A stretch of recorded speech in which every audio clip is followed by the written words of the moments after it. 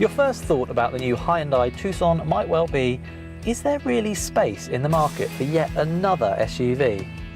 Because let's face it, what was once a niche is now the norm, with SUVs more popular than One Direction. Yes, I did just say that.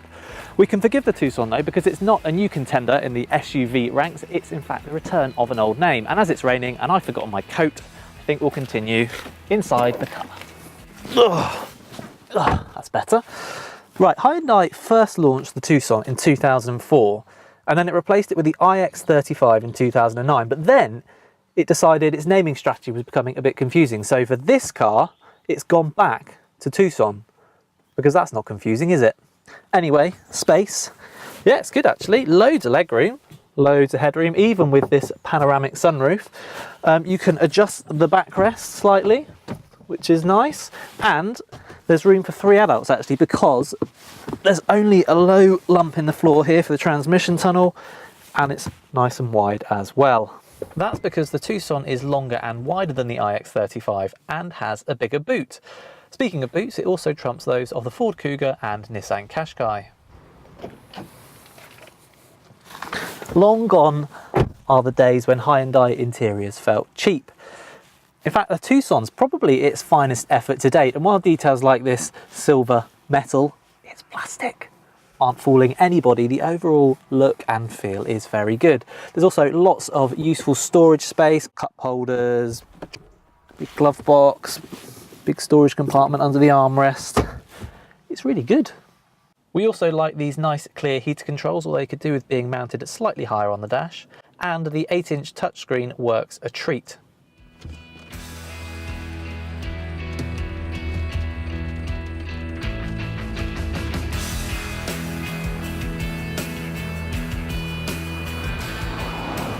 So, commanding driving position, check. Strong diesel engines, tick.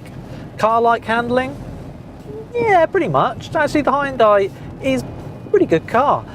You can have a 1.6 petrol engine, but if I were you, I would go for one of the diesels, which have that mid-range slug of torque that you want in an SUV. There's a 1.7 with 114 horsepower, or a 2 litre with either 134 horsepower or 182 horsepower. None are what you would call fast, but the 2 litre in particular provides perfectly acceptable performance, combined with fuel economy of about 40 mpg in real-world driving. As far as gearboxes go, all Tucsons are available with a 6-speed manual, plus there are 2 automatic options. The first is a dual clutch, but that's only available on the petrol engine, and actually in our experience isn't all that impressive. The other is this 6-speed torque converter, which you can get on the diesels. It's a much smoother unit, really suits an SUV like this. The Tucson has a much stiffer body shell than the old iX35, which, combined with sensible suspension tuning, means a really nice balance between ride and handling. So it doesn't wallow too much in corners, and the steering is nicely responsive. Would I like a bit more feel through the wheel? Well, yes, but to be honest, so few of these SUVs offer that kind of tactile feedback that it seems a bit unfair to criticise the Hyundai. More important are that the seats are supportive and road and wind noise aren't too intrusive, meaning long journeys won't be a problem.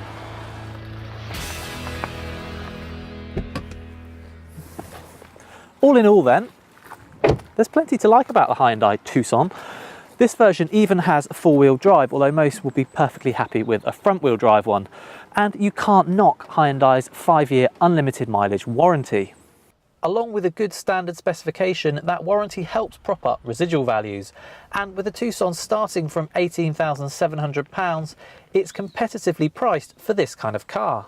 While it would be stretching things to put the Tucson right at the top of the class, it's actually not far off. If you're in the market for a Nissan Qashqai, a Renault Kadjar, a Ford Kuga, or any other of those family-friendly SUVs, you'd do very well to put one of these on your shortlist.